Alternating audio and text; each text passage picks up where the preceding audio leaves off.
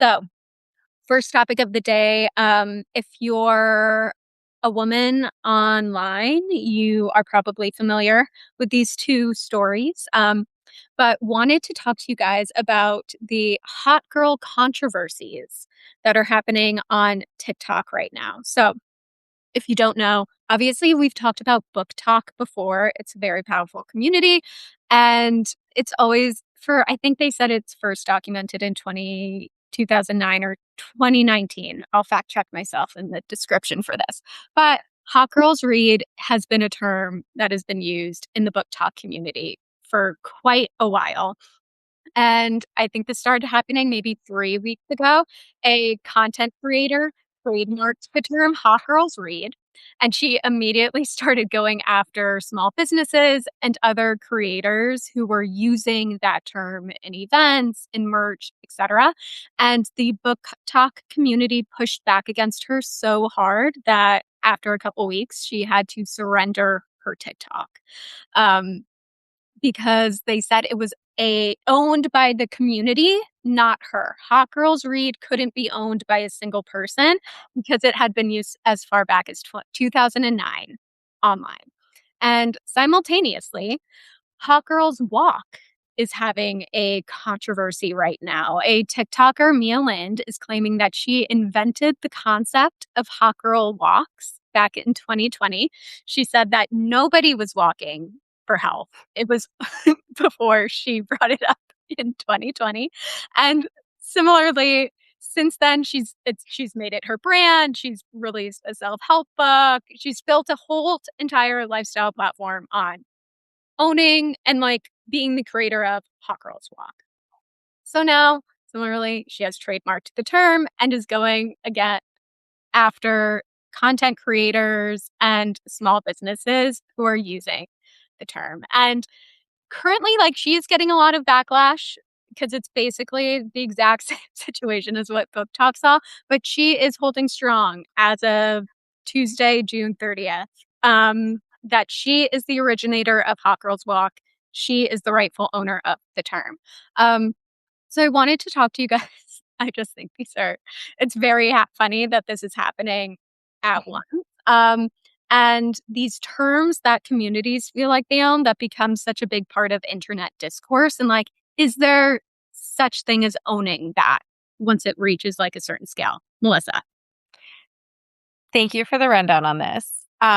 Before we share our opinions and thoughts, I have one question on when these individuals are going after, quote unquote, going after people using them. Are they going after just another creator using the hashtag or the term, or is it other people who are making merch or Yeah. So how it works is I could make a TikTok and just be like, oh, I'm going on a hashtag hot girl walk. There's nothing she could do with that because I'm not monetizing the term Okay. or something. What seems to be the catalyst for both of these situations is that other content creators put on events that used the term. So another content creator wanted to do an IRL meetup and she called it oh, let's all go on a hot girl walk. And so Mia then went after her. And I think it's similar to Hot Girls Read. So once other people have tried to create events using the term or monetize it themselves, that's when the trademark has been enforced. And is there any precedent with this? Did they mention oh, this has come up before, or is this No, sort of the newer thing? I mean, yeah, I think it's a newer thing with online communities. I think Okay.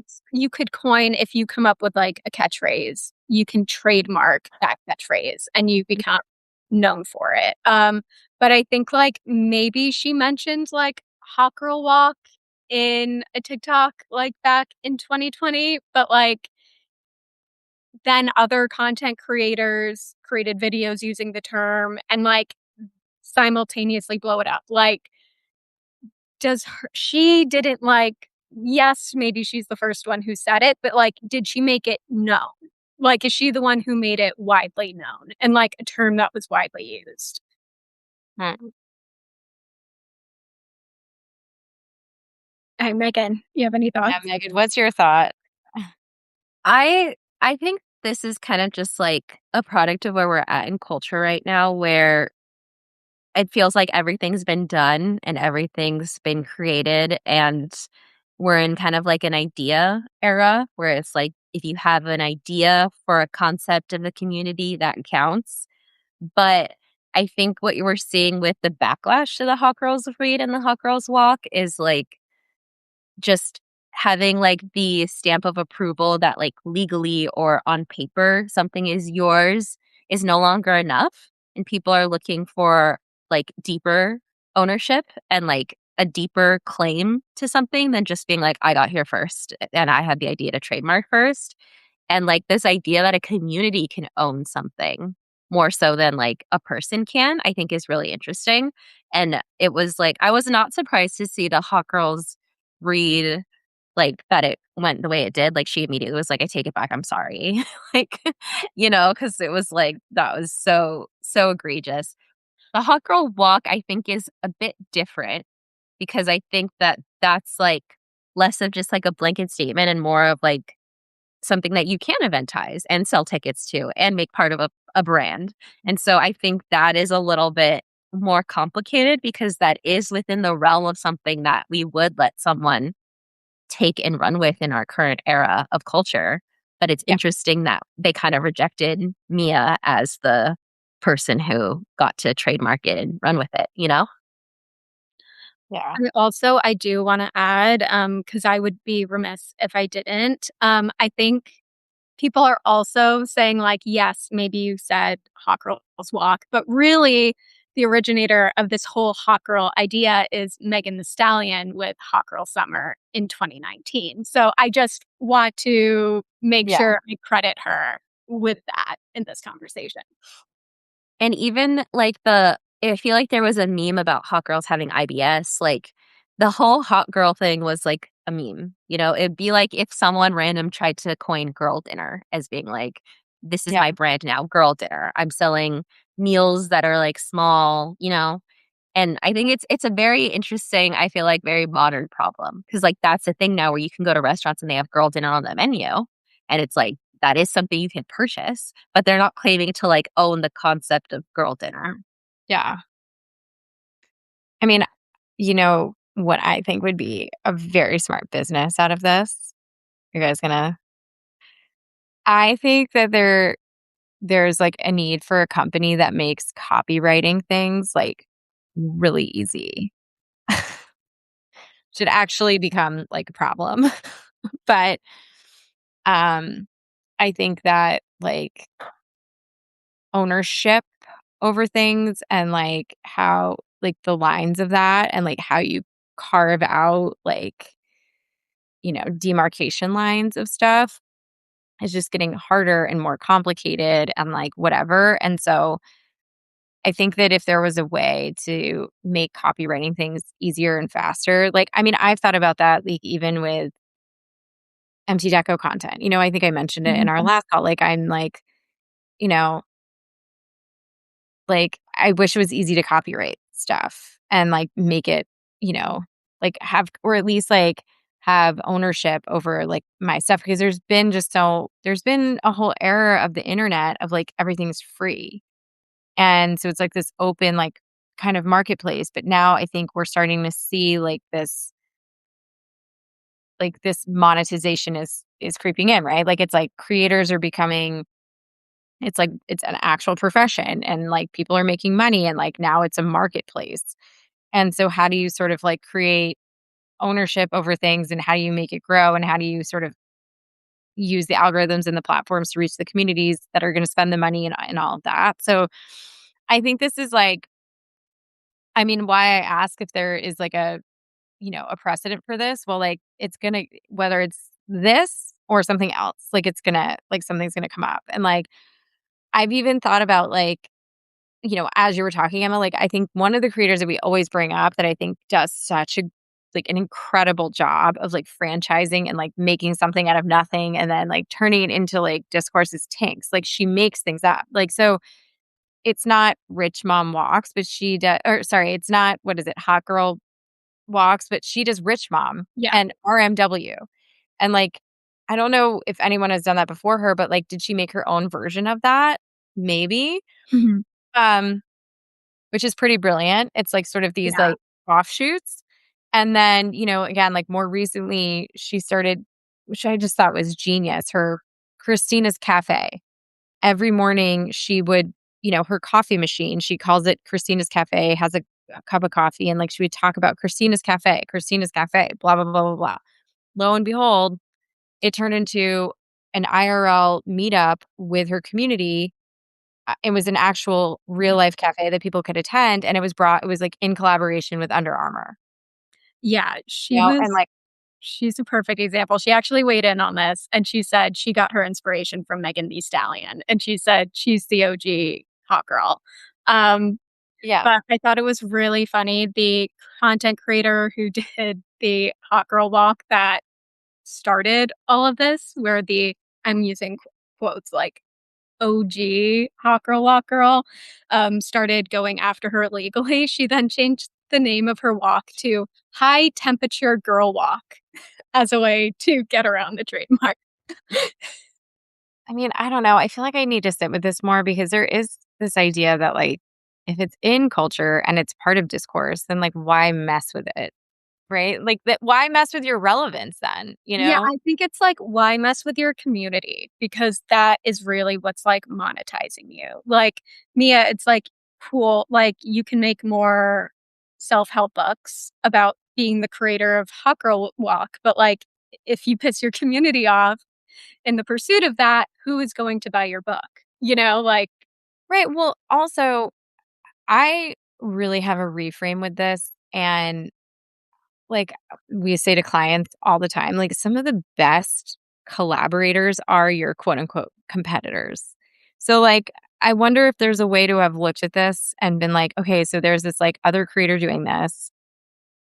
Maybe I could like partner with her and we like do this together. And like, there's like a way for us to like both own a piece of this.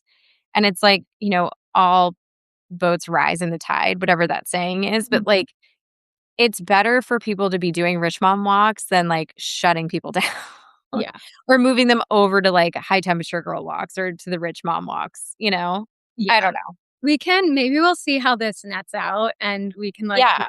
I regroup. mean, it's going to, like this is where we are in the curve of creators, and, like, monetization, and, like, it's inevitable that people are gonna try to own their IPs of things, but, like, how quickly again, someone started a copywriting business because how quickly can you copyright something, and get your name next to it and be like, "I own it."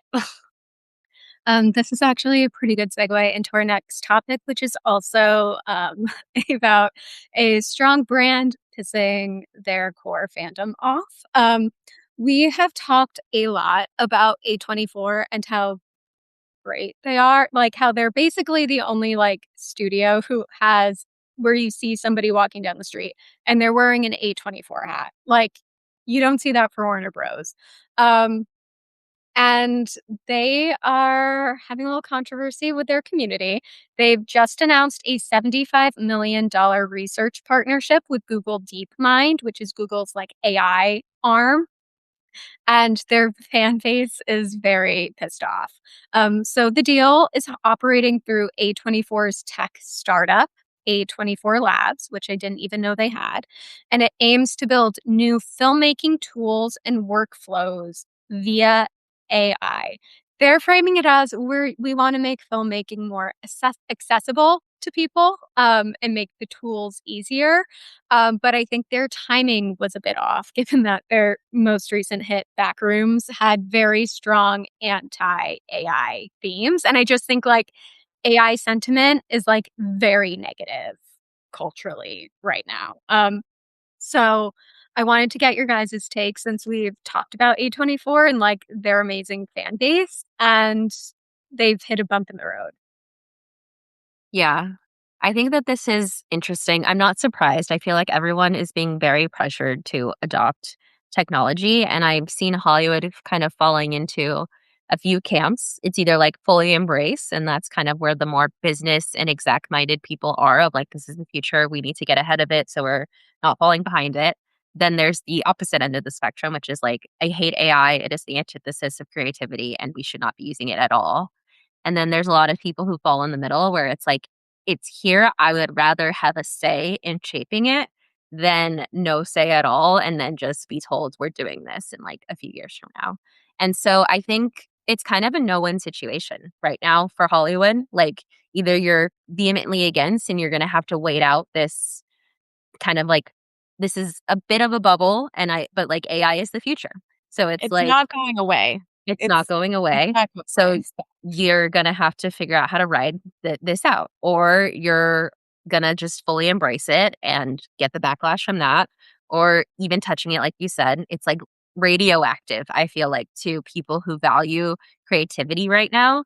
And A24 built so much of their cultural relevance on that. And specifically, I feel like built their brand being less of like a production studio and more of like a curator. And like even like a lot of the stuff we talk about and the products and the merch that they do is centered around the theme of curation. And so if your favorite curator suddenly is going down a path that you're like, I vehemently disagree with this, I could see why there would be such backlash to this. But I also see where A24 is coming from. Emma, when you say like backlash, is it sort of manifesting anywhere? Is it on their social? Is it like in Yeah, Reddit? it's Is it all over their they're comments. just like spamming, getting spam? Reddit, yeah. Um, it's very negative, and they're aware of it. They are arguing, Megan, you hit the nail on the head. They said it's inevitable, and we as filmmakers want to be able to frame AI, how AI is created in this partnership with Google is our way of doing that. Yeah. And Google is like the foremost and like, in my opinion, like doing some of the most actually innovative AI work versus just selling you the concept of AI. I Yeah. also don't like AI, I just have to say. And like, but I work in tech and like all of my clients are mandated to use it. And so I don't get to live in the reality where I get to be like, I hate it and I'm not using it because I just would be out of a job and I would have to go get a new job. Yeah. So I feel like that's why I'm like sympathetic towards A24. But I also do think that there's something to be said for thinking critically about how AI fits into a very creative, artistic picture like A24. And like, I haven't even heard any of that. I've just been hearing they're working with the AI and that's bad. And so I feel like they could have done more table setting and made a better case for why this makes sense. Yeah. No, I agree. I think my mind goes like, I wish they talked about like 3 projects that they're gonna like, focus on and like just even as like top line examples. Um, I'm also curious too, like, as you guys have said, it's like it's hitting Hollywood. Feels like there's a lot of stuff hitting Hollywood right now. There's also like all the streaming and the YouTube of it all, and like it's like sort of there's a lot of movement happening. I feel like in like the classic of the classic sense of Hollywood. It's disrupted. It's getting disrupted, I think. Um, I'm curious, like in the like film and arts world, like who is taking a stance to not? Because I'm sure there's production houses and um filmmakers that are like consciously not. And like I'm like almost curious, even as like a case study to like follow along with, you know, or follow other companies that are like kind of gonna like consciously not utilize AI, or like if they are putting a stance against it, like I just want to sort of be on there, like have them on our radar too. Um yeah, I don't know. I mean I agree with you, Megan. Like I don't think that there's like a winning situation here, and it's better to like be on the cutting edge, be a part of the creation of it, help shape it than not. And I think A24 even being like sort of indie sort of like, kind of I think that has served them really well, like not consciously not being mainstream. So I will say I'm actually really interested and excited and curious about what they're going to come back with, you know? But Yeah, I like say that with I am not as deeply familiar with Google and DeepMind in the way that Megan is. So I don't really know, but I do think like I don't see this headline as like doom, I guess. I think it's, like, also compounded with the fact that, like you said, A24 has been, like, an indie darling, and I think their core fans are very, like, if you know people, and this is tension with them becoming more mainstream and putting out, like, legitimate blockbusters, like, they were recently evaluated at $3.5 billion. Like, A24, maybe it's indie compared to, like, major studios, but, like, it's a multi-billion-dollar brand. It's a multi-billion-dollar company. Um, so why are we shocked? Like, why I are guess it's like what is it? What would we say? Like mainstream indie? It's like yeah, like, Well, manufactured indie. I think you're right. I think that there's some underlying kind of deeper anxieties about A24 kind of shedding their old self because like this is coming off the heels off of the back rooms and just them getting bigger, Marty Supreme. But I do think that there is a danger. I think that so much of what A24's value is tied to may be that they're able to produce blockbusters, but I think the reason it's attractive to people is because they're able to create cultural relevance. And that's really what their skill is. And that's more marketing and cultural narratives than it is actual, like, the films themselves. So this is a bit of a reputational crisis if it is enough for their core cool consumer to be like, I don't like this enough to defect from being a fan of the brand. But think people are more forgiving than they think they are. I think I agree, and I think, like, maybe their merch will take a hit, in the short term, but they'll put out their next movie, and people will be in theaters ready to watch it. Okay, our final topic, and we're gonna talk about it live right now, but when this is posted, it will be exclusive for our, paid subscribers. So, little plug. Um Okay, so headline: People have stopped trusting news, but not newsrooms. So Reuters put out a new digital news report, and social media has officially overtaken traditional news sources.